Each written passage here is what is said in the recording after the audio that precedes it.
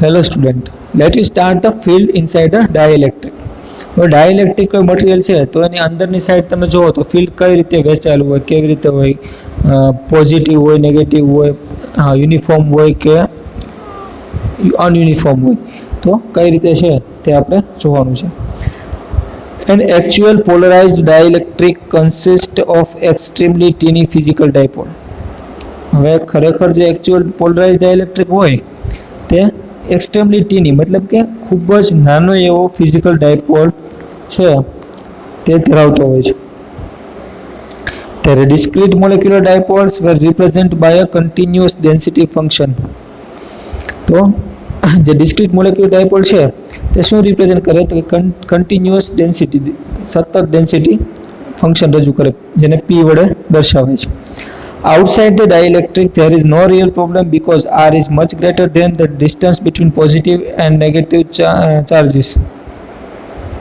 હવે જે ડાયઇલેક્ટ્રિક છે એને આઉટસાઇડ આપણે જોઈએ તો કોઈ રિયલ પ્રોબ્લેમ જોવા મળતી નથી. શા માટે તો કે જે આર છે, આર શું છે તો કે બે વચ્ચેની ત્રિજ્યા, બે વચ્ચેની જગ્યા, પોઝિટિવ અને નેગેટિવ વચ્ચેની જે ડિસ્ટન્સ છે એને R is a much greater than the distance between positive negative charge. જે ત્રિજ્યા છે તે ખરેખર કેવી છે તો કે તે બંને વચ્ચે જે ડિસ્ટન્સ ડી છે તેના કરતાં પણ મોટું છે, much greater than distance between positive and negative charge, and hence the dipole potential dominates.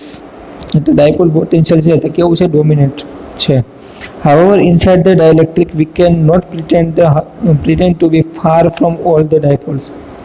આપણે બહારની સાઈડથી અંદરની સાઈડ ડાયલેક્ટ્રિકમાં શું હશે તેને પ્રિટેન્ડ કરી શકતા નથી.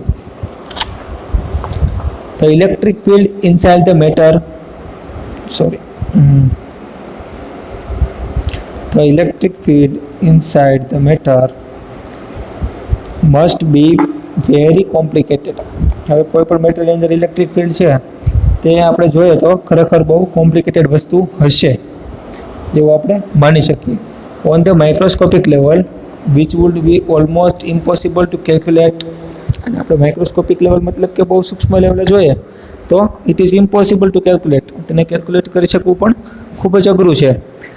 And it not of much interest at microscopic level. The changes in a microscopic electric field must be ignored. The microscopic field is defined as the average field over a region. હવે જો microscopic level ઉપર તો આપણે એને ignore કરવું પડે, મતલબ આપણે એને માપી શકતા નથી. પણ મેક્રોસ્કોપિક ફિલ્ડ જ્યારે હોય ત્યારે આપણે એને કેવી રીતે ડિફાઇન કરીએ તો કે average field over a region large enough to contain many thousand of atom. જ્યારે આપણે મેક્રોસ્કોપિક મતલબ કે મોટા પાયે જ્યારે માપતા હોય ત્યારે એ કેવું મળે છે, ઓવરઓલ મળે છે, એક ટાઈપનું કહેવાય ને કે એવરેજ મળે છે કે જે થાઉઝન્ડ ઓફ એટમ્સ ધરાવતું હોય અને એ થાઉઝન્ડ ઓફ એટમનું જે ડાયપોલ મોમેન્ટ જે મળતી હોય તેનું એક સરવાળો, એક એવરેજ આપણને બહાર જોવા મળે છે. However, this region are small enough to ensure that a large scale variation in the field do not washed out. આ રિજન છે તે બહુ સ્મોલ ઇનફ છે, શેના માટે તો કે લાર્જ સ્કેલ વેરિએશન જોવા માટે બહુ નાનું છે. thus it must be averaged over a region which are much smaller than a dimension of object. એટલે મોટા ભાગે આમાં એવરેજ જ જોવા મળે છે. The microscopic field smooth over a uninteresting microscopic fluctuation, and it is what people mean when they speak to find inside the matter. Microscopic field છે તે સ્મૂથ ઓવર અનઇન્ટરેસ્ટિંગ માઇક્રોસ્કોપિક ફંક્શન. હવે જે માઇક્રોસ્કોપિક ફંક્શન છે તેના ઉપર ધ્યાન આપતું નથી, પણ એક બહારી આવરણથી માપેલું એક એવરેજ કન્ડિશન આપણને મળે છે. અને તે મીન છે તે ઇનસાઇડના મેટર વિશે થોડુંક કહી શકે છે, મતલબ mean when they speak of field inside the matter. માણસો છે જ્યારે વાત કરતા હોય ઇનસાઇડ મેટરની ત્યારે મેક્રોસ્કોપિક છે તો ખાલી અંદરનો ખાલી એક અંદાજ જ આપી શકે છે. હવે જો આર આપ્યું છે, એક રાઉન્ડ શેપ આપણને એક એટમ આપ્યો છે અને એટમની અંદર આખું કઈ રીતે રચના છે એનું આપ્યું છે આપણને. To calculate a microscopic field at some point within a dielectric, the microscopic field must be averaged over an appropriate volume. Hence, let us take a small sphere of radius r. The macroscopic field at R consists of average field over the sphere due to all charges outside. હવે આપણે જ્યારે એને calculate કરતા હોય તો macroscopic field છે તે કેટલાક પોઈન્ટ ઉપર dielectric microscopic field must be average over appropriate volume. વોલ્યુમની સાપેક્ષે ઘણી વખત એવરેજ એની મળતી હોય છે. Hence let us take a small sphere radius r and macroscopic field at r consists of average field over a sphere due to all charge outside plus average due to all side inside. હવે આપણે જ્યારે એક macroscopic field લઈએ, આપણે એક આમાં atom લીધો છે, આની ચાર્જ છે તો ચાર્જ કોણ ડિફાઇન કરશે? તો કે ઓલ ચાર્જ આઉટસાઇડ. અહીં આઉટસાઇડ આવેલા હોય, માનો કે કોઈ પ્લસ છે, આઉટસાઇડ આવેલા બધા જ charge plus all charge inside. હવે આ બેનો સરવાળો એટલે આપણને મળે macroscopic field. Consist of average field. હવે E ઇઝ ઇક્વલ ટુ, જો અહીંયા આપણને સૂત્ર આપ્યું છે, E is equal two out upon plus E into out અને ઇન શું દેખાડે છે? આઉટર સ્પેસમાં રહેલો ઇલેક્ટ્રિક ચાર્જ અને ઇન દેખાડે છે ઇનર સ્પેસમાં રહેલો ઇલેક્ટ્રિક ચાર્જ.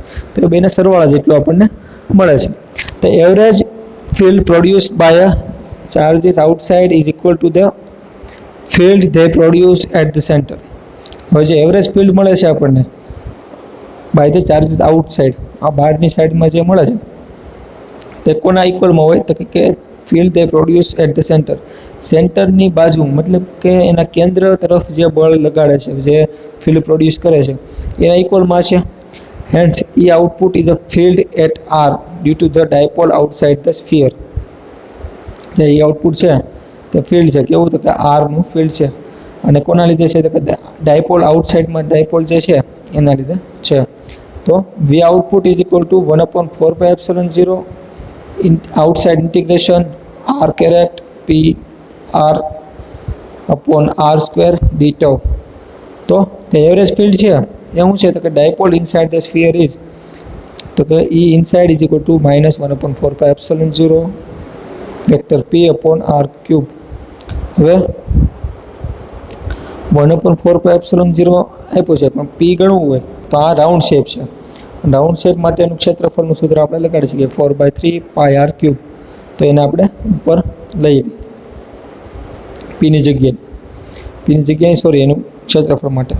તો હવે આપણે જે મળ્યું છે એમાંથી જે વસ્તુ કેન્સલ થાય છે, જેમ કે 4π કેન્સલ, તો કેન્સલ કરો. અને છેલ્લે જે આપણને વધે છે એ આપણે લખીએ છીએ બધું કેન્સલ કરતાં.